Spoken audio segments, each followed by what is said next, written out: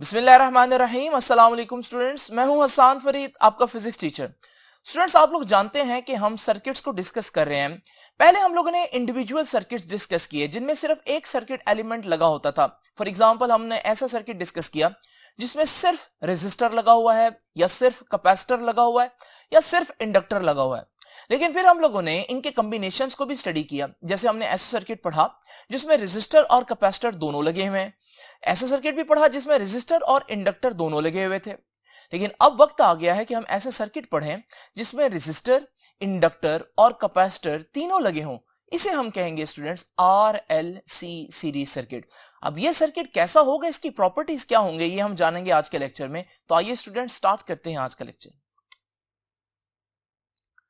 Students, जैसे कि आप लोग देख रहे हैं कि हमारे पास सीरीज रेजोनेंस सर्किट हम लोगों ने आज डिस्कस करना है। अगर आप यही आर्टिकल बुक में डिस्कस करें तो आप लोग देखेंगे कि बुक के अंदर कोई हेडिंग्स नहीं है, जिसकी वजह से बच्चों को हमेशा की तरह यहां पर भी मसला होता है कि इस आर्टिकल को बेसिकली लिखना किस तरह से है। इसी वजह से स्टूडेंट्स, आप लोग देख रहे हैं कि मैंने डिफरेंट हेडिंग्स जो है वो यहां पर लिखी है, ताकि हम इसको एज ए लॉन्ग क्वेश्चन किस तरह से अटेम्प्ट करना ये भी सीखें।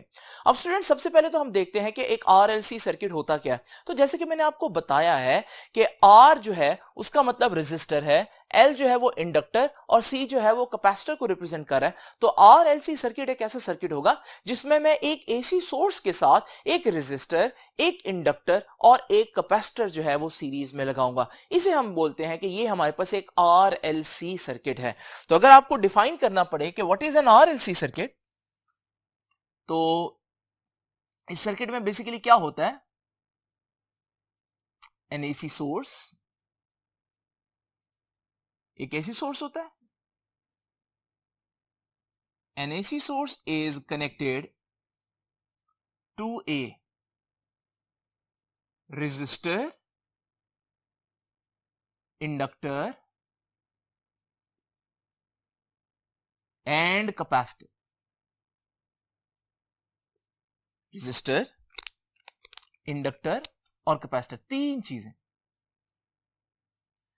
और कैसे जोड़ना कैसे है, connected to a resistor, inductor and capacitor in series। Series में जोड़ना, आपको पता है दो तरह से हम जोड़ सकते हैं चीजों को, सीरीज और पैरेलल। यहां सीरीज से जोड़ना है। अगर मैं इसकी डायग्राम बनाऊं तो इसकी डायग्राम कुछ ऐसे होगी स्टूडेंट्स, कि ये हमारा एसी सर्किट है और इस एसी सर्किट के साथ अब हम लोगों ने ये तीनों सर्किट एलिमेंट्स कनेक्ट करने हैं। तो यहां पर मैं आपको एक रेजिस्टर कनेक्ट होता हुआ दिखा देता हूं, यहां पर एक कैपेसिटर तो उसका सिंबल, और यहां पर एक इंडक्टर और उसका सिंबल। आप लोग जानते हैं इस रेजिस्टर की रेजिस्टेंस R होगी, इस कैपेसिटर की कैपेसिटेंस C होगी और इस इंडक्टर की इंडक्टेंस जो है वो L होगी। तो ये है हमारे पास एक RLC सर्किट। लेकिन ये सीरीज सर्किट क्यों है? क्योंकि स्टूडेंट्स, अगर आप इस सर्किट को गौर से देखें, इस सर्किट को थोड़ी देर के लिए आप इस तरह से इस शेप में देखें, तो आप लोग देखेंगे कि जहां रेजिस्टर का एंड हो रहा है वहां से कैपेसिटर जो है वो कनेक्टेड है, और जहां कैपेसिटर का एंड हो रहा है वहां से इंडक्टर कनेक्टेड है। यानी ये एंड टू एंड कनेक्टेड है सारे सर्किट एलिमेंट्स, और इस तरह के कॉम्बिनेशन को हम सीरीज कॉम्बिनेशन कहते हैं। तो ये हमारे पास एक सीरीज कॉम्बिनेशन है। बच्चे ये कह सकते हैं कि सर ये तो देखें एक दूसरे के पैरेलल आ रहे हैं। नहीं स्टूडेंट्स, ये मैथमेटिक्स वाला पैरेलल नहीं है, बल्कि यहां पर सीरीज हम इसलिए बोल रहे हैं क्योंकि इन सब में एक जैसा करंट पास करेगा। करंट के पास कोई और ऑप्शन नहीं है, जो करंट यहां से निकलेगा वही रेजिस्टर में से, वही कैपेसिटर, वही इंडक्टर में से पास करेगा, क्योंकि करंट के पास कोई और रास्ता नहीं है। अब स्टूडेंट्स जरा तवज्जो से देखिए, आप लोग जानते हैं रेजिस्टर को हम पहले ही पढ़ते आ रहे हैं। रेजिस्टर का काम क्या है? करंट को अपोज करना। अगर मैं आपसे पूछूं इनका काम क्या है, तो आप बताएंगे कि इनका काम एनर्जी स्टोर करना है। कैपेसिटर एनर्जी स्टोर करता है in the form of electric field, और इंडक्टर भी एनर्जी स्टोर करता है in the form of magnetic field. इनको चैप्टर नंबर 12 और चैप्टर नंबर 14 में हम लोग पढ़कर आए। लेकिन यहां मैंने आपको एक एडिशनल बात बताई थी बिल्कुल स्टार्ट में, वो क्या है कि हमारे पास नो डाउट ये जो रेजिस्टेंस है इसका तो काम ऑपोजिशन देना ही है, और इसकी ऑपोजिशन को हम रेजिस्टेंस कहते हैं। जितना ये करंट को रोकता है उसे हम बोलते हैं रेजिस्टेंस, जिसे हम कैपिटल R से रिप्रेजेंट करते हैं। अब ये जो कैपेसिटर स्टूडेंट्स, ऑल्दो इसका असल काम एनर्जी स्टोर करना है, लेकिन ये भी ऑल्टरनेटिंग करंट को अपोज करने की एबिलिटी रखता है, ये भी करंट को रोकता है। ये जो करंट को ऑपोजिशन देगा ना, जो करंट को रोकने की कोशिश करेगा, उसको मैं रेजिस्टेंस नहीं कह सकता, वो तो सिर्फ रेजिस्टर का काम है। तो ये जो करंट को रोकेगा, जो ऑपोजिशन प्रोवाइड करेगा, उसको मैं कहूंगा कैपेसिटिव रिएक्टेंस, और उसको स्टूडेंट्स हम XC सिंबल देते हैं। और इसी तरह से इंडक्टर को अगर हम देखें तो इसका असल काम जो है वो एनर्जी स्टोर करना है in the form of magnetic field, लेकिन ये भी कुछ ना कुछ ऑपोजिशन दे सकता है अल्टरनेटिंग करंट को अपने मैग्नेटिक फील्ड्स की वजह से। ये जो ऑपोजिशन देगा करंट को, इसे हम बोलेंगे इंडक्टिव रिएक्टेंस, और इसका सिंबल है XL। यानी कि मैं कह सकता हूं कि इस वक्त हमारा जो पूरा सर्किट है, उसमें से गुजरने वाले करंट को एक नहीं बल्कि 3 सर्किट एलिमेंट्स अपोज करेंगे। एक ऑपोजिशन उसको रेजिस्टर ऑफर करेगा, जिसे हम रेजिस्टेंस कहेंगे। एक ऑपोजिशन जो है वो हमारे पास कैपेसिटर उसको ऑफर करेगा, जिसे हम कैपेसिटिव रिएक्टेंस यानी XC कहेंगे। और एक ऑपोजिशन इंडक्टर अपोज करेगा, ऑफर करेगा, जिसे हम इंडक्टिव रिएक्टेंस कहेंगे। मैं यूं भी कह सकता हूं कि हमारे पास बेसिकली 2 किस्म के ऑपोजिशंस हैं, रेजिस्टेंस और रिएक्टेंस। तो स्टूडेंट्स, ये तो हमारे पास इंडिविजुअल ऑपोजिशंस हो गई। आप सोच रहे होंगे कि टोटल कुल मिलाकर पूरी ऑपोजिशंस कितनी होंगी, तो वो स्टूडेंट्स कहलाती है इंपीडेंस। याद रखिएगा, क्योंकि तीनों सर्किट एलिमेंट्स लगे हुए हैं, तो तीनों सर्किट एलिमेंट्स जब मौजूद हों तो टोटल ऑपोजिशन, कंबाइंड ऑपोजिशन, जिसे हम क्या बोलते हैं, इंपीडेंस। याद रखिएगा, इंपीडेंस क्या होती है, इंपीडेंस होती है टोटल ऑपोजिशन। तो ये भी अपोज कर रहा है, ये भी अपोज कर रहा है, ये भी अपोज कर रहा है। अब इसका टोटल ऑपोजिशन का फॉर्मूला क्या होगा, R का स्क्वायर यानी रेजिस्टेंस का स्क्वायर प्लस XL और XC, वो जो दोनों रिएक्टेंस हैं, जो कैपेसिटर की ऑपोजिशन और जो इंडक्टर की ऑपोजिशन है, उसके डिफरेंस का स्क्वायर। अब स्टूडेंट्स, ये फॉर्मूला कहां से आया इसको अभी हम डिस्कस नहीं करेंगे, लेकिन इसको आप लोगों ने एज इट इज याद रखना है कि अगर हमारे पास तीनों सर्किट एलिमेंट्स मौजूद हो सर्किट के अंदर, तो फिर ऑपोजिशन टू द करंट जो है वो इनकी कंबाइंड ऑपोजिशन होगी। वो कंबाइंड ऑपोजिशन यानी कि इंपीडेंस का फॉर्मूला क्या होता है, रेजिस्टेंस का square plus difference of reactance का स्क्वायर। अब स्टूडेंट्स, यहां एक और बात बताता चलो, 3 किस्म की ऑपोजिशंस हैं, resistance, capacitive reactance, inductive reactance. Students, जो XC है इसका फॉर्मूला याद रखिएगा, इसका फॉर्मूला है 1/ωc, या ओमेगा की जगह हम लिख सकते हैं 2πfc। ये फॉर्मूला हम लोगों ने पहले पढ़ा हुआ है। इसी तरह से स्टूडेंट्स, जो XL है उसका फॉर्मूला है ωL, और ओमेगा की जगह 2πf अगर मैं लिख दूं तो 2πf और साथ आ जाएगा L। अब यहां नोट करने वाली बात क्या है स्टूडेंट्स, ये तीनों बातें बड़ी इंपॉर्टेंट है। नोट करने वाली बात ये है कि हमारे पास रेजिस्टेंस के फार्मूला में फ्रीक्वेंसी का ताल्लुक ही नहीं है, यानी कि मैं कह सकता हूं कि resistance is basically independent of frequency. Resistance frequency पर डिपेंड नहीं करती। और स्टूडेंट्स, यहां पर देखें, XC में फ्रीक्वेंसी आ रही है, और फ्रीक्वेंसी कहां आ रही है, डिनोमिनेटर में। इसका मतलब XC का फ्रीक्वेंसी से रिलेशन है, और कैसा रिलेशन है, इनवर्स रिलेशन है। तो मैं यहां पर इसको थोड़ी देर के लिए मिटाकर सिर्फ ये फैक्ट लिख देता हूं आप लोगों के लिए कि कैपेसिटर की जो ऑपोजिशन है वो उस करंट की फ्रीक्वेंसी के इनवर्सली प्रोपोर्शनल होती है।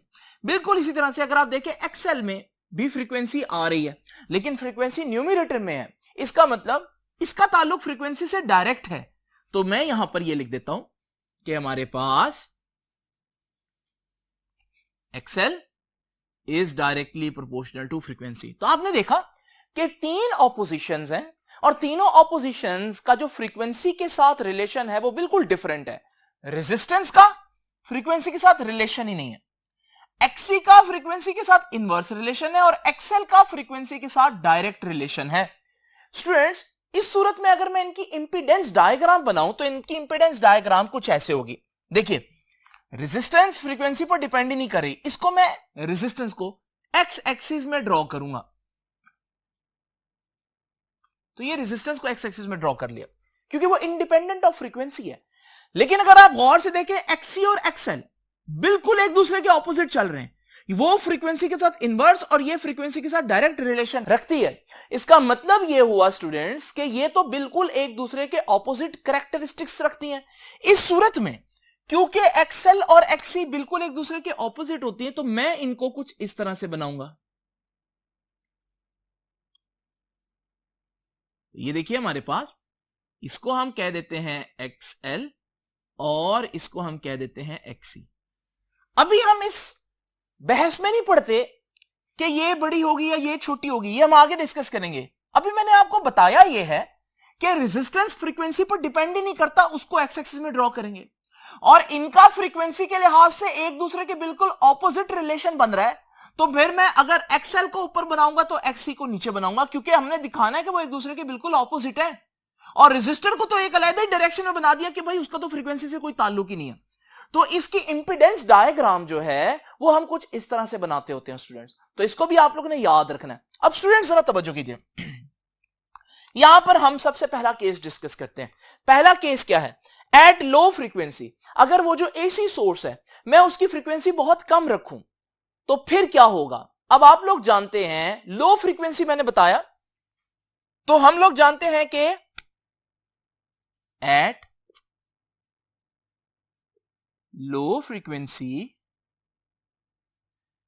कम, और मैं बता चुका हूं अगर फ्रीक्वेंसी कम होगी तो इनवर्स रिलेशन, तो एक्ससी ज्यादा, और फ्रीक्वेंसी कम तो एक्सएल कम ही होगा क्योंकि डायरेक्ट रिलेशन है। तो आप लोग देख रहे हैं जब मैं बहुत कम फ्रीक्वेंसी रखूंगा तो फ्रीक्वेंसी कम होने की वजह से एक्ससी बहुत ज्यादा और एक्सएल बहुत कम होगा। तो यानी कि मैं कह सकता हूं eight low frequency एक्ससी is greater than XL. Capacitor की ऑपोजिशन इंडक्टर की ऑपोजिशन से ज्यादा होगी लो फ्रीक्वेंसी पर, वो फार्मूला बता रहा है। अब स्टूडेंट्स इस सूरत में हम क्या कहेंगे कि हेंस कैपेसिटेंस डोमिनेट्स। याद रखिएगा, जिसकी ऑपोजिशन ज्यादा हो वो डोमिनेट कर जाता है। आप लोग जानते हैं ये एक दूसरे की जिद है, एक दूसरे के बिल्कुल ऑपोजिट चीजें हैं, और इसकी ऑपोजिशन ज्यादा है तो इसका मतलब ये इस पर डोमिनेट कर गया। यानी कि रेजिस्टर, कैपेसिटर और इंडक्टर तीन चीजें थी ना, इसका तो मसला ही नहीं ना, उसका तो फ्रीक्वेंसी से ताल्लुक ही नहीं, मसला इन दोनों का है। जो आपस में कंपटीशन है वो इन दोनों का है, और इस वक्त इस कंपटीशन में कौन जीता? एक्ससी। तो कैपेसिटर जीत गया, इसलिए हम कहते हैं कि कैपेसिटेंस डोमिनेट कर गई है। इस सूरत हाल में देखें, 2 पॉइंट हो गए। तीसरा पॉइंट क्या है? इस सूरत हाल में मैं क्या नतीजा निकालूंगा? Hence at low frequency an RLC circuit, RLC circuit है ना हमारा, circuit behaves like an RC circuit. देखिए स्टूडेंट्स, बड़ी इंपॉर्टेंट बात है कि असल में सर्किट क्या है? सर्किट वो है जिसमें तीन चीजें लगी हुई हैं, रेजिस्टर, इंडक्टर और कैपेसिटर। लेकिन इंडक्टर और कैपेसिटर की तो आपस में जिद थी, और लो फ्रीक्वेंसी पर उस जिद में कौन जीता? कैपेसिटेंस डोमिनेट कर गई, और कैपेसिटेंस डोमिनेट कर गई तो इन दोनों में से कैपेसिटेंस जीत गई, तो रेजिस्टेंस से तो वैसे ही रहना है, लेकिन एल और सी में से सी जीत गया, तो है ये आरएलसी सर्किट। लेकिन अभी ये बिहेव बिल्कुल वैसे करेगा जैसे एक आरसी सर्किट बिहेव करता है। यानी आप यूं समझे जैसे इंडक्टर लगा ही नहीं हुआ। क्या लगा नहीं हुआ? असल में लगा हुआ है, लेकिन उसकी प्रॉपर्टीज पर ओवरकम कर गया या डोमिनेट कर गया कैपेसिटर्स की प्रॉपर्टीज। इस वजह से थोड़ी देर के लिए आप इसको बिल्कुल आरसी सर्किट की तरह इमेजिन कर सकते हैं। तो स्टूडेंट्स, ये तीन बातें आप लोगों ने देखी।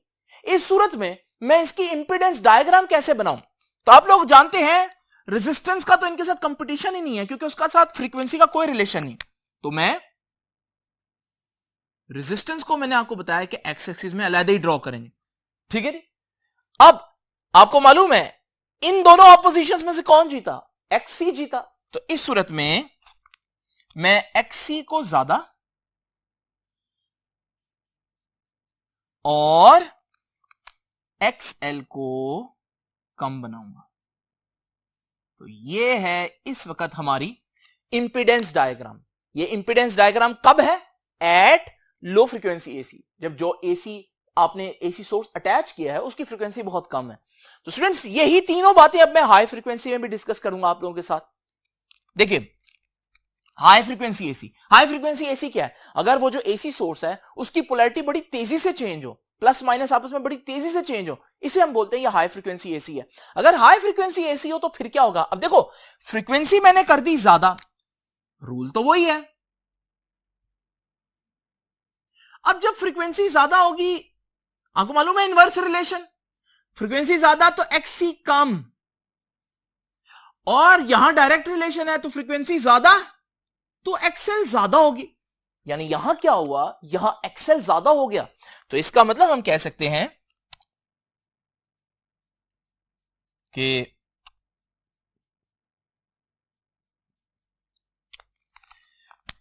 at high frequency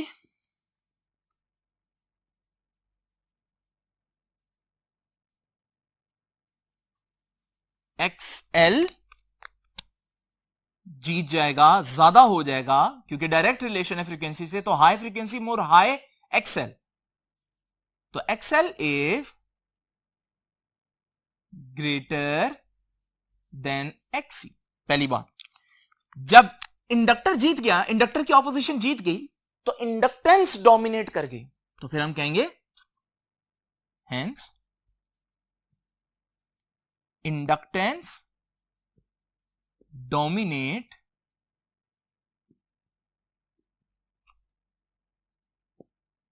ठीक है। अब इंडक्टेंस डोमिनेट कर गई, असल में सर्किट क्या था? RLC circuit. तो hence at high frequency an RLC circuit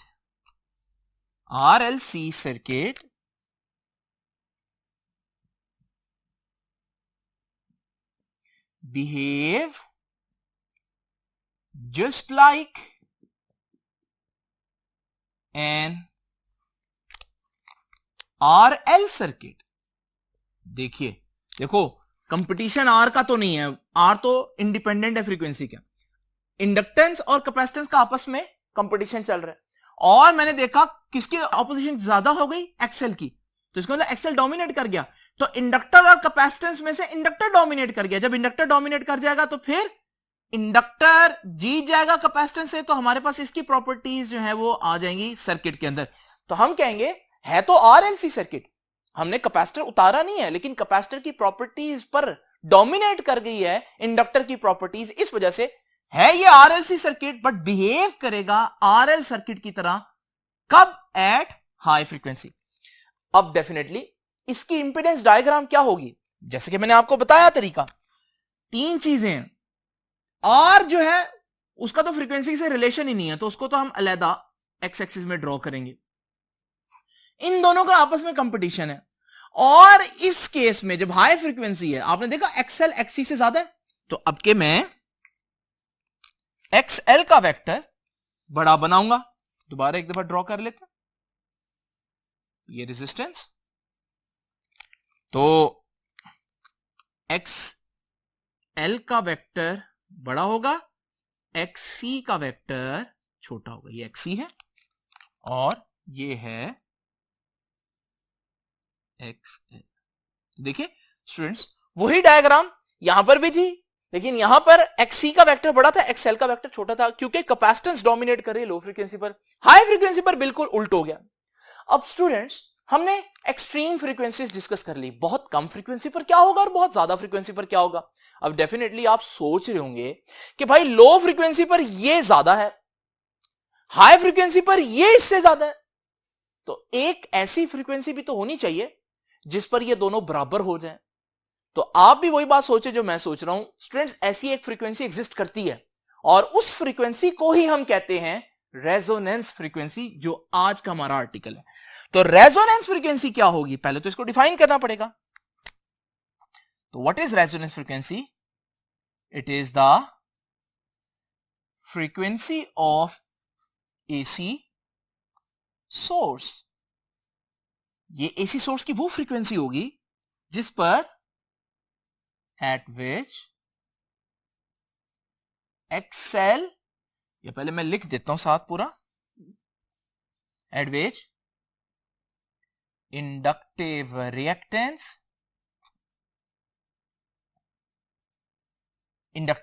यानी कि एक्सएल क्या हो जाए, बिकम्स इक्वल, बराबर हो जाए, becomes equal to capacitive reactance,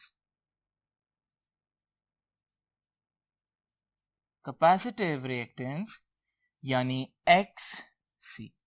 तो अगर XL XC के बराबर हो जाए तो फिर हम कहते हैं कि ये हमारे पास रेजोनेंस फ्रीक्वेंसी है। अब स्टूडेंट्स, रेजोनेंस फ्रीक्वेंसी का सिंबल याद रखना है आप लोगों ने। रेजोनेंस फ्रीक्वेंसी का सिंबल है, अगर आप लीनियर फ्रीक्वेंसी कहेंगे तो FR कहेंगे, अगर आप एंगुलर फ्रीक्वेंसी की बात करेंगे, ओमेगा की बात करेंगे, तो ओमेगा R कह देंगे। जो भी आप कह लें, लीनियर फ्रीक्वेंसी हो या एंगुलर फ्रीक्वेंसी हो, बहरहाल दोनों के साथ एक स्मॉल r आ जाएगा, और R बता रहा है कि ये अब आम फ्रीक्वेंसी नहीं है बल्कि ये रेजोनेंस फ्रीक्वेंसी है। तो स्टूडेंट्स, ये तो हो गया थोड़ा सा तारुफ रेजोनेंस फ्रीक्वेंसी का, लेकिन अब आप डेफिनेटली ये जानना चाहते होंगे कि रेजोनेंस फ्रीक्वेंसी की इंपीडेंस डायग्राम क्या होगी। अब आप खुद ही सोच लें स्टूडेंट्स, रेजिस्टेंस का तो ताल्लुक ही नहीं ना फ्रीक्वेंसी से, तो रेजिस्टेंस को मैं एज इट इज बनाऊंगा, ये देखिए रेजिस्टेंस एज इट इज। उसके बाद स्टूडेंट्स, आप लोगों को मालूम है एक तरफ मैंने XC बना दिया और उसके बिल्कुल ऑपोजिट XL बनाना है, लेकिन रेजोनेंस फ्रीक्वेंसी पर XL और XC बराबर हो चुके हैं, तो फिर मैं बनाऊंगा तो सही दोनों को, ये XC है और ये XL है। तो स्टूडेंट्स, XC और XL बराबर ना हो गए, और हमारे पास दो बराबर वेक्टर्स तो एक दूसरे को कैंसिल कर देते हैं। इसका मतलब ये वेक्टर इसमें ऐड होकर आंसर 0 कर देगा, ये नल वेक्टर आ जाएगा। तो इनको फिर मैं बजाय बनाने के, ड्रॉ करने के, मैं क्यों ना इनको मिटा दूं। तो स्टूडेंट्स, ये है इंपीडेंस डायग्राम। कब इंपीडेंस डायग्राम है? जब हमारा जो सर्किट है उसको हम रेजोनेंस फ्रीक्वेंसी वाला एसी देंगे, यानी कि रेजोनेंस RLC सर्किट में जो डायग्राम होगी इंपीडेंस की वो ये है, यानी वो दो वेक्टर्स जो पहले तो मौजूद थे लेकिन अब वो मौजूद नहीं है। यहां से एक और बात भी मैं कह सकता हूं, और वो क्या है कि एट रेजोनेंस फ्रीक्वेंसी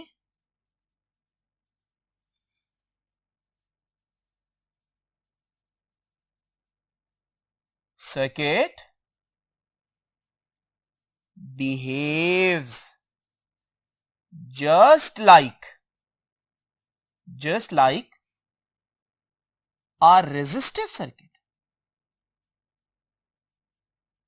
क्या सिर्फ रेजिस्टर लगा होगा? नहीं स्टूडेंट्स, इंडक्टर भी लगा होगा, कैपेसिटर भी लगा होगा, लेकिन इंडक्टर और कैपेसिटर की ऑपोजिट प्रॉपर्टी एक दूसरे को कैंसिल कर देंगी। इस वजह से हमारे पास रेजिस्टर ही डोमिनेट कर रहा है, सिर्फ बाकी दोनों चीजें आपको नजर नहीं आएंगी। इसका मतलब क्या है, रेजिस्टर डोमिनेट कर रहे हैं, मैं बाद में समझाता हूं, लेकिन अभी आप लोग इतना याद रखिए कि एक ऐसी फ्रीक्वेंसी आएगी जिसपे आपका सर्किट, हालांकि कैपेसिटर लगा हुआ है, हालांकि इंडक्टर भी लगा हुआ है, लेकिन आपका सर्किट बिल्कुल रेजिस्टिव बिहेव कर रहा होगा। स्टूडेंट्स, देखा आप लोग ने कि हमने तीन किस्म की फ्रीक्वेंसीज पे बिहेवियर देखा। लो फ्रीक्वेंसी पर क्या होगा, और लो फ्रीक्वेंसी पर हमने देखा कौन ज्यादा होगा, कौन डोमिनेट करेगा, और सर्किट कैसे बिहेव करेगा, और इंपीडेंस डायग्राम क्या होगी। हाई फ्रीक्वेंसी पर कौन ज्यादा होगा, कौन डोमिनेट करेगा, सर्किट कैसे बिहेव करेगा, और इंपीडेंस डायग्राम। फिर रेजोनेंस फ्रीक्वेंसी पर कौन बड़ा होगा, अब हमें पता चल गया कोई भी बड़ा नहीं होगा बल्कि दोनों बराबर हो जाएंगे, XL XC के बराबर हो जाएगा। और सर्किट कैसे बिहेव करेगा? सर्किट ना आर एल होगा ना आर सी होगा, बल्कि सर्किट सिर्फ रेजिस्टिव होगा, सिर्फ आर होगा, और इंपीडेंस डायग्राम पे डेफिनेटली ये बनेगी। अब स्टूडेंट्स डेफिनेटली आप जानना चाहते होंगे कि ये रेजोनेंस फ्रीक्वेंसी कितनी होगी, ये कैसे हम डिसाइड करेंगे? इसके लिए तो हमें कोई फार्मूला चाहिए। तो आइए अब जरा देखते हैं इस आर्टिकल की मैथमेटिकल डेरिवेशन, जिसमें हम रेजोनेंस फ्रीक्वेंसी का फार्मूला डिराइव करेंगे।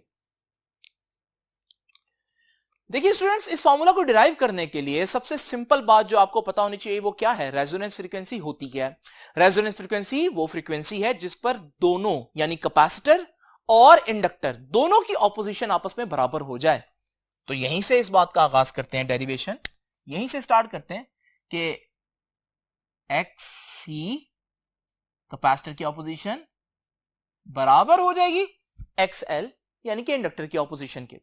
अब आप लोगों को मैंने स्टार्ट में बताया था एक्सी का फॉर्मूला 1/ओमेगा सी, लेकिन रेजोनेंस फ्रीक्वेंसी है तो ओमेगा के साथ छोटा सा आर लिखेंगे। एक्सएल ओमेगा एल के बराबर होता है और उसके साथ भी छोटा सा आर लिखेंगे। अब स्टूडेंट्स हम ओमेगा को एक तरफ ले जाते हैं, तो ये ओमेगा उधर जाकर मल्टीप्लाई होगा तो बन जाएगा ओमेगा आर का स्क्वायर, क्योंकि omega R into omega R का स्क्वायर। एल इधर मल्टीप्लाई हो रहा है, उधर आकर डिवाइड हो जाएगा तो सी के साथ नीचे आ जाएगा, तो हमारे पास बन गया ओमेगा आर का square is equal to 1/LC। अब स्टूडेंट्स ओमेगा किसके बराबर होता है आप लोग जानते हैं? Omega is equal to 2πf, तो ओमेगा की जगह 2πf, और क्योंकि ओमेगा का स्क्वायर है तो इसका भी स्क्वायर आएगा, और रेजोनेंस फ्रीक्वेंसी होने की वजह से एफ के साथ भी हम सिंबल में छोटा सा आर लिखेंगे।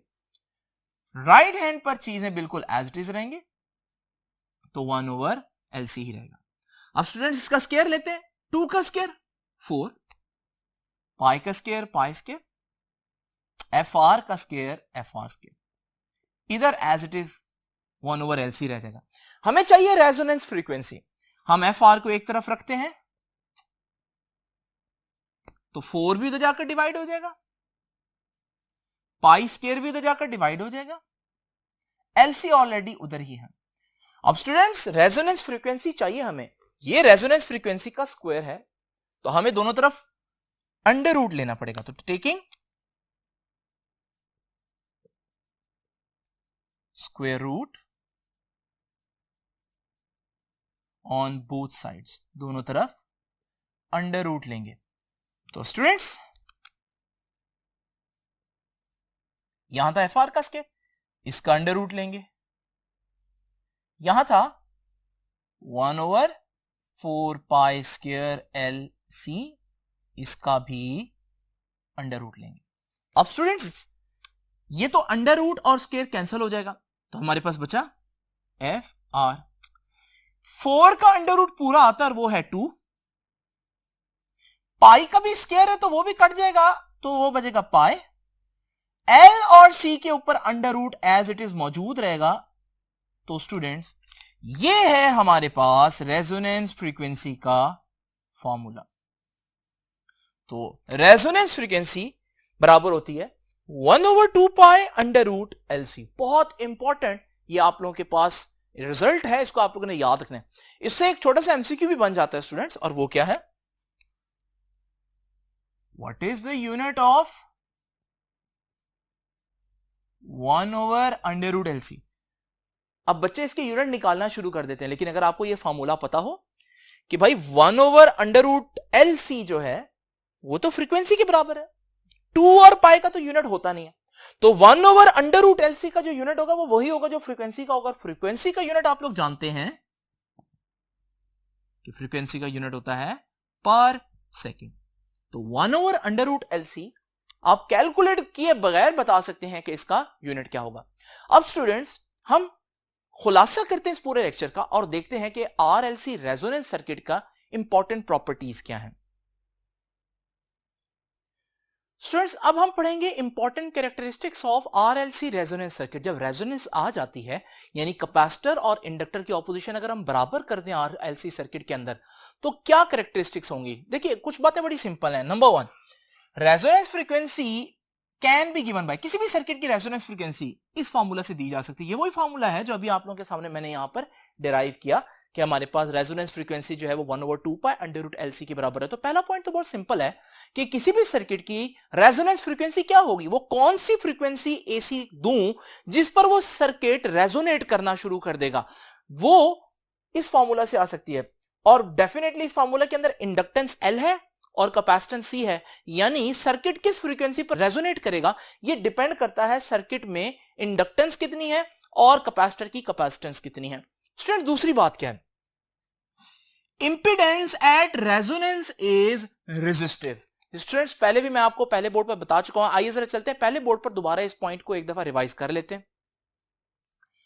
स्टूडेंट्स मैंने आपको बताया था कि जब हमारे पास एक RLC सर्किट होगा जिसमें रेजिस्टर, कैपेसिटर और इंडक्टर तीनों होंगे, तो उसकी इंपीडेंस डायग्राम कुछ ऐसे होगी जिसमें XC भी होगा और XL भी होगा। लेकिन रेजोनेंस फ्रीक्वेंसी पर XC और XL बराबर हो गए थे। जब ये बराबर हो जाएंगे तो मैं इनको मिटा सकता हूं क्योंकि ऑपोजिट वेक्टर कैंसिल कर देंगे, तो फिर मेरे पास सिर्फ क्या रह जाएगा, रेजिस्टर का ही वेक्टर रह जाएगा जो कि मैंने बनाया था। यानी लगे तीनों हुए हैं सर्किट के अंदर, लेकिन अगर मैं आपसे पूछूं सर्किट की ऑपोजिशन अभी कितनी है, तो दो ऑपोजिशंस ने तो एक दूसरे को कैंसिल कर दिया, तो फिर सर्किट की ऑपोजिशन अभी सिर्फ और सिर्फ रेजिस्टर्स ही है। तो ये पॉइंट मैंने लिखा है, the impedance at resonance is resistive, यानी इंपीडेंस Z जो ऑपोजिशन है टोटल वो क्या है, सिर्फ रेजिस्टर की ऑपोजिशन। क्या बाकी दोनों उतार दिए? नहीं, बाकी सर्किट के अंदर लगे हुए, लेकिन कैपेसिटर जितना करंट को अपोज करेगा इंडक्टर उतना ही करंट को अपोज नहीं करेगा, एक दूसरे को कैंसिल करेंगे क्योंकि इनका फ्रीक्वेंसी के साथ इनवर्स रिलेशन है। उसके बाद स्टूडेंट्स दूसरी बात क्या है, अब देख लें कि आप लोग जानते हैं रेजिस्टर ही लगा हुआ है ऐसे समझे, और जब रेजिस्टर लगा होता है तो वोल्टेज और करंट फेज में होते हैं। फेज में होने का क्या मतलब है, फेज में होने का मतलब है कि वोल्टेज और करंट का ग्राफ जो है वो कुछ इस तरह से होता है। वोल्टेज और करंट एक ही पॉइंट पर जीरो होते हैं एक साथ, वोल्टेज और करंट जो है वो एक साथ बढ़ते हैं, एक साथ मैक्सिमम होते हैं, एक साथ कम होते हैं, फिर एक साथ जीरो हो जाते हैं। इसे हम बोलते हैं कि दोनों वेव्स एक दूसरे के साथ फेज में हैं। ऐसा कब होता है, ऐसा सिर्फ रेजिस्टर के केस में होता है। यहां तो इंडक्टर भी है, कैपेसिटर भी है, लेकिन इंडक्टर और कैपेसिटर रेजोनेंस पर एक दूसरे को कैंसिल कर रहे हैं, तो फिर हमारे पास आप यूं समझे सिर्फ रेजिस्टर ही है। और जब सिर्फ रेजिस्टर हो किसी सर्किट में तो फिर ऑल्टरनेटिंग वोल्टेज और ऑल्टरनेटिंग करंट एक दूसरे के साथ फेज में होते हैं। तो ये आप लोग देख सकते हैं कि फेज में होंगे। इसको हम यूं भी कह सकते हैं कि फेज डिफरेंस जीरो होगा, कोई फेज डिफरेंस नहीं होगा, 0 डिग्री होगा। इसी से निकलता है नेक्स्ट पॉइंट है पावर फैक्टर के बारे में। अगर आप लोग नहीं जानते पावर फैक्टर मैं आपको बता चुका हूं, पावर फैक्टर होता है कॉस थीटा। जो कॉस थीटा होता है इसको पावर फैक्टर कहते हैं। अब थीटा तो कितना है, मैंने बताया दोनों वेव्स बिल्कुल इन फेज हैं, यानी कि उनके दरमियान फेज डिफरेंस 0 है, तो यहां थीटा की जगह 0 पुट करता हूं। कॉस 0 तो स्टूडेंट्स 1 नहीं होता, तो पावर फैक्टर 1 हो गया, मैक्सिमम पावर फैक्टर है, यानी जब रेजोनेंस होगी तो उस वक्त मैक्सिमम पावर कंज्यूम करेगा सर्किट, इसलिए हम कहते हैं पावर फैक्टर इज 1। कैसे 1 वो मैंने आपको बता दिया। अब स्टूडेंट्स अगली बात, एट रेजोनेंस, जब रेजोनेंस आ जाएगी इंपीडेंस मिनिमम होगी, यानी इंपीडेंस कंबाइंड ऑपोजिशन, आपको मालूम है ना कंबाइंड ऑपोजिशन असल में क्या थी, R का square plus XL minus XC का स्क्वायर। असल में यह है फॉर्मूला अगर हमारे पास तीनों सर्किट एलिमेंट्स मौजूद हों। लेकिन हम लोगों ने देखा एट रेजोनेंस XL और XC तो बराबर होते हैं। अब जब XL और XC बराबर होंगे तो माइनस होकर आंसर, ये स्क्वायर बाहर आएगा, ठीक है जी, माइनस होकर आंसर तो स्टूडेंट 0 नहीं हो जाएगा। और आप लोग जानते हैं 0 का स्क्वायर भी 0 ही होता है, और 0 के ऐड होने से कोई फर्क नहीं होता, तो वो पूरी की पूरी टर्म ही गायब होगी। और फिर आप लोग जानते हैं कि R का स्क्वायर अंडर रूट से कैंसिल हो जाएगा।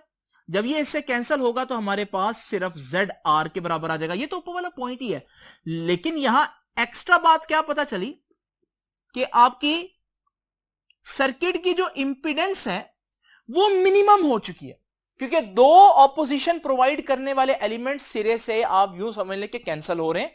तो इस वक्त सर्किट कम से कम ऑपोजिशन देगा, क्योंकि 3 में से तो 2 वैसे ही कैंसिल हो गए। अब जब सर्किट कम से कम ऑपोजिशन देगा रेजोनेंस पर, तो इसका इफेक्ट क्या होगा। स्टूडेंट जरा इमेजिन करें कि मेरे पास एक एसी सोर्स है और इस एसी सोर्स से एक रेजिस्टर, कैपेसिटर और इंडक्टर जो है वो अटैच है। इनकी ऑपोजिशंस को मैं R, XC और XL से रिप्रेजेंट करूंगा। अब जरा स्टूडेंट्स इमेजिन करें इस वक्त ये तीनों ऑपोजिशन दे रहे हैं। XC की ऑपोजिशन सपोज करें 10 ओम्स है और XL की ऑपोजिशन जो है वो 7 ओम्स है। अब स्टूडेंट्स आप लोग जानते हैं कि इस वक्त रेजोनेंस नहीं है। अगर मैं यहां पर एक बल्ब लगा दूं तो आप लोगों को मालूम है कि बल्ब जो है वो थोड़ा बहुत ग्लो करेगा। अब जरा इमेजिन करें मैं किसी प्रोसेस से अगर ये कैपेसिटर जो है इसकी ऑपोजिशन जो है वो 7 ओहम ही कर दूं, तो अब ये दोनों सर्किट एलिमेंट्स आपस में बराबर हो गए, इनकी ऑपोजिशन आपस में बराबर हो गई। अब जब ये ऑपोजिशन आपस में बराबर हो जाएंगी तो ये तो कैंसिल कर देंगे एक दूसरे को। अब आप यूं समझें जैसे ये सर्किट में लगे ही नहीं हुए, एक्चुअली में लगे होंगे, लेकिन मैं इनकी प्रॉपर्टीज क्योंकि एक दूसरे को कैंसिल करेंगी तो इनको थोड़ी देर के लिए इग्नोर कर देता हूं। अब ऑपोजिशन सिर्फ कौन दे रहा है? पूरे सर्किट में ऑपोजिशन किसकी चल रही है? रेजिस्टर की। जब ऑपोजिशन सिर्फ रेजिस्टर की चल रही है, बाकी दो की ऑपोजिशन सिरे से गायब हो गई है, तो आप देखेंगे अब बल्ब का ग्लो बढ़ जाएगा, यानी करंट बढ़ गया। तो यह बात मैंने आप लोगों को बताई कि पिछले पॉइंट पे हमने देखा कि रेजोनेंस पर सर्किट की इंपीडेंस टोटल ऑपोजिशन सिर्फ रेजिस्टेंस की रह जाती है, तो ऑपोजिशन अपनी कम से कम वैल्यू पर आ गई, मिनिमम ऑपोजिशन होगी। जब ऑपोजिशन कम हो जाए तो करंट मैक्सिमम हो जाता है, क्योंकि ओहम्स लॉ क्या कहता है? ओहम्स लॉ कहता है करंट किसके बराबर होता है? करंट बराबर होता है V ओवर R। हम लोगों ने पढ़ा, लेकिन यहां कंबाइंड ऑपोजिशन की बात करेंगे तो Z, और Z मिनिमम हो गया, तो जब डिनोमिनेटर मिनिमम होगा तो न्यूमरेटर मैक्सिमम हो जाएगा। तो स्टूडेंट्स रेजोनेंस पर सर्किट की ऑपोजिशन कम हो जाती है बहुत, और सर्किट के अंदर मौजूद करंट मैक्सिमम हो जाता है। ये अगर मैं फ्रीक्वेंसी और करंट का एक रिलेशनशिप आपके सामने ड्रॉ करूं तो ये देखिए ये रेजोनेंस फ्रीक्वेंसी है, इस पर करंट मैक्सिमम होगा, तो ये जो हमारे पास सर्किट में बेसिकली ये जो ग्राफ बनेगा ये कुछ इस तरह से बनेगा। ये ग्राफ क्या बता रहा है? ये ग्राफ बता रहा है कि जब रेजोनेंस आई तो रेजोनेंस पर मैक्सिमम करंट पास किया, इसे हम आई नॉट कह सकते हैं। तो स्टूडेंट्स ये हो गए सारे पॉइंट्स। एक आखिरी पॉइंट जो है वो थोड़ा सा बच्चों को कंफ्यूज करता है, इसलिए जरा इसको आराम से पढ़ते हैं। ये पॉइंट क्या है, इसको समझाने से पहले मैं आप लोगों को कुछ और चीज बता देता हूं। आप लोग इमेजिन करें कि मेरे पास एक वोल्टेज सोर्स है और उस वोल्टेज सोर्स से 3 रेजिस्टर्स कनेक्टेड हैं। अब स्टूडेंट्स आप लोग जानते हैं इसकी कुछ ना कुछ वैल्यू तो होगी। सपोज करें इसकी वैल्यू है 20 वोल्ट। अब क्योंकि यही 20 वोल्ट जो है वो रेजिस्टर्स में डिवाइड होंगे, तो हो सकता है इस रेजिस्टर के जब मैं वोल्ट मीटर लगाऊं तो यहां वोल्टेज आ रही हो 7 वोल्ट, इसके गिर जब मैं वोल्ट मीटर लगाऊं तो इसके गिर वोल्टेज आ रही हो 3 वोल्ट, और इसके गिर जब मैं वोल्ट मीटर लगाऊं तो इसके गिर वोल्टेज आ रही हो 10 वोल्ट। अगर आप किसी भी रेजिस्टर को देखें तो वो सोर्स की वोल्टेज से कम है, क्योंकि सोर्स के पास 20 वोल्ट थे और वो डिवाइड हुए हैं, तो जब वो डिवाइड होंगे तो इंडिविजुअल रेजिस्टर के पास वोल्टेज और जो सोर्स का वोल्टेज है उससे कम ही होंगे और होने चाहिए, क्योंकि आप डिवाइड कर रहे हैं ना वोल्टेज। क्या ऐसा मुमकिन है कि मेरे पास 20 वोल्ट का एक सोर्स लगा हो और इसके गिर्द जब मैं किसी एक रेजिस्टर के गिर्द वोल्ट मीटर लगाऊं तो वोल्ट मीटर बताए कि इस रेजिस्टर को 25 वोल्ट मिल रहे हैं? नहीं स्टूडेंट्स, ऐसा नहीं हो सकता। जब टोटल वोल्टेज ही 20 वोल्ट्स है तो ऐसा कैसे मुमकिन है कि एक इंडिविजुअल रेजिस्टर को 25 वोल्ट्स मिल रहे हो? यानी यहां से हम एक रूल बना सकते हैं कि रेजिस्टर्स के केस में अगर हम देखें तो किसी भी रेजिस्टर के गिर्द वोल्टेज सोर्स की वोल्टेज से कभी भी ज्यादा नहीं हो सकता। अब यह बात समझ में भी आती है, लेकिन यहां हम पढ़ रहे हैं आरएलसी सर्किट। आरएलसी सर्किट में खास बात यह है कि ये जो इंडक्टर और कैपेसिटर है ये वोल्टेज खुद भी डेवलप कर लेते हैं, क्योंकि ये एनर्जी स्टोरिंग डिवाइसेस हैं। कैपेसिटर एनर्जी स्टोर करता है in the form of electric field, inductor energy store करता है in the form of magnetic field. इस वजह से यहां पर यह मुमकिन है कि अगर आपके पास एक 20 वोल्ट का सोर्स हो और आप किसी लम्हे इस कैपेसिटर के गिर्द वोल्ट मीटर लगाएं तो हो सकता है इस वोल्ट मीटर पर किसी लम्हे 25 वोल्ट स्टोर हो। अब आप कहेंगे सर ये कैसे हो सकता है?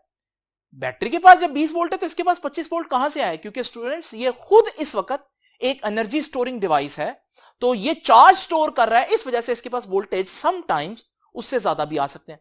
बिल्कुल यही मामला जो है वो इंडक्टर के केस में भी हो सकता है कि उसके ऊपर जो वोल्टेज है वो सोर्स की वोल्टेज से ज्यादा हो सकते हैं। हमेशा नहीं, लेकिन ऐसा हो सकता है और आपने परेशान नहीं होना। तो students at resonance the voltage drop across inductor, inductor के अक्रॉस जो वोल्टेज है उसे VL कह रहे हैं, end voltage drop across capacitor, capacitor के अक्रॉस जो वोल्टेज है VC में भी हो सकता है much larger than the source voltage, कि सोर्स की वोल्टेज से भी उनके पास वोल्टेज ज्यादा हो। तो पहले ये बात हमें अजीब सी लगती थी, लेकिन अब हमें क्योंकि पता चल गया ये खुद एनर्जी स्टोरिंग डिवाइसेस हैं, तो वाकई इन पर वोल्टेज जो है वो सोर्स की वोल्टेज से भी ज्यादा हो सकती है।